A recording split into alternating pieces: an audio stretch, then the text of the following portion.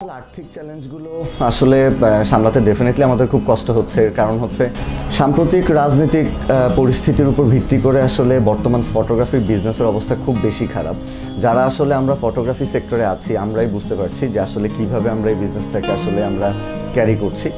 Normally হচ্ছে যে winter হচ্ছে আমাদের একদম পিক আওয়ার, আমরা উইন্টারে হচ্ছে প্রচুর ইভেন্টস করে থাকি, কিন্তু এই বছর আসলে খুব বেশি খারাপ অবস্থা যা আসলে ভাষায় প্রকাশ করার মতো না। এখন এটা আসলে রাজনৈতিক অবস্থা, দেশের পরিস্থিতি সব কিছুই এটার জন্য দায়ী। সোশ্যাল কমিউনিকেশনের কারণে হচ্ছে যে অনেক গ্যাপ এখন ক্লায়েন্টসদের সাথে আমাদের, সব কিছু মিলে আসলে খুব একটা বাজে এবং টাফ টাইম আমরা পার করছি। কিন্তু আমরা আশাবাদী হচ্ছে যে খুব শীঘ্রই এটা ওভারকাম করে আসবে। হয়তোবা খুব বেশি দিন আমাদেরকে এই ডিফিকাল্টিজের মধ্যে যেতে হবে না। একটা প্রফেশন অনলি ফটোগ্রাফি দিয়েই আসলে এখন আর এই সেক্টরটাকে টিকে রাখাটা খুব টাফ হয়ে গেছে সবার জন্য। সেক্ষেত্রে আমরা মাল্টিপল ইনকাম সোর্স বের করার চেষ্টা করছি, ফ্রিল্যান্সিং করার চেষ্টা করছি। অনেকভাবেই আসলে আমাদের কষ্ট হচ্ছে আসলে আর্থিক সমস্যাগুলোকে সমাধান করার জন্য। রাজনৈতিক পরিবর্তনের আগে এবং পরে আসলে বিজনেসের অবস্থা খুবই খারাপ। এটা আসলে দেশের প্রতিটা সেক্টরের অবস্থাই এখন একই রকম। যখন একটা দেশে আসলে খুব একটা ক্রাইসিস যায় তখন আসলে পরিস্থিতি খারাপই যায়। ক্লায়েন্টসদের আচরণের ক্ষেত্রে যে পরিবর্তনটা আমরা লক্ষ্য করছি সেটা হচ্ছে যে একটা সময় এই রাজনৈতিক এই পরিস্থিতির আগেও ক্লায়েন্টসরা এত বার্গেনিং করতো না যে কোনো প্যাকেজ নেওয়ার ক্ষেত্রে, বাট ইদানিং যে কোনো বুকিংয়ের ক্ষেত্রে ক্লায়েন্টসরা প্রচুর বার্গেনিং করছে। নর্মালি একটা প্যাকেজ আমরা যেভাবে দিয়ে রেখেছি সেটা থেকেও তারা অনেক টাকা ডিসকাউন্ট চাচ্ছে। আর ফটোগ্রাফি সেক্টরটাতে এসেই আসলে ক্লায়েন্টসরা প্রচুর বার্গেনিং করে।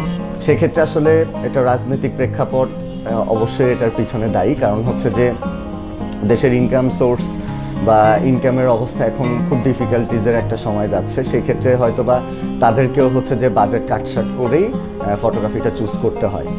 এই জন্য অবশ্যই হচ্ছে ক্লায়েন্টদের আচরণের মধ্যে আমরা খুব পার্থক্য আমরা দেখতে পাচ্ছি। দ্যাট মিনস হচ্ছে যে খুব একটা টাফ টাইমের মধ্যে যাচ্ছে।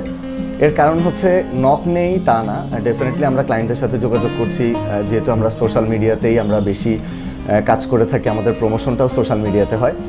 সেক্ষেত্রে হচ্ছে যে প্যাকেজের সাথে এসে তাদের সাথে আমাদের আসলে বার্গেনিং হয় এবং আমাদের সেটার সাথে আমাদের হয় না। কারণ হচ্ছে যে নর্মালি আমরা যে প্যাকেজ দিচ্ছি, যে বাজেট দিচ্ছি, তার থেকেও 30 to 40% কমে একটা ক্লায়েন্টস আমাদেরকে বলছে। সেক্ষেত্রে তো আমাদের একদমই মানে সেটা পোষায় না এবং ইনফ্যাক্ট হচ্ছে আমাদের কোনো প্রফিটই নেই। ডলারের প্রাইসটা যদি বাংলাদেশে কিছুটা কমতো সেক্ষেত্রে আমাদের জন্য এটা ভালো হতো। নর্মালি হচ্ছে একটা সময় আমরা ডলারের রেট কিন্তু ছিল 81 থেকে 82 টাকা করে আমরা পার ডলার আমরা বুস্ট করেছি, সেটা কিন্তু এখন হিউজ পরিমাণ হচ্ছে যে বেড়ে গিয়েছে।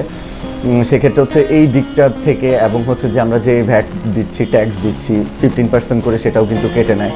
সো এই ব্যাপারগুলো যদি একটু সুদৃষ্টি দেয় সরকার, সেক্ষেত্রে হয়তো বা আমাদের বুস্টিংয়ের খরচটা কমে গেলে আমাদের জন্য ভালো। ইনফ্যাক্ট হচ্ছে আমরা যে প্রিন্ট করি, প্রিন্টের প্রাইসও কিন্তু অনেক হাই প্রাইস। নর্মালি এগুলো কিন্তু বাহিরের থেকে কালার পেপার আনতে হয়, সেই ক্ষেত্রে ভ্যাট ট্যাক্স সব কিছুর কারণে এটার প্রাইসও কিন্তু অনেক বেড়ে গিয়েছে। সো এই দিকগুলো যদি সরকার একটু দৃষ্টি দেয় তাহলে হচ্ছে যে প্রাইজিংটা কমে আসে।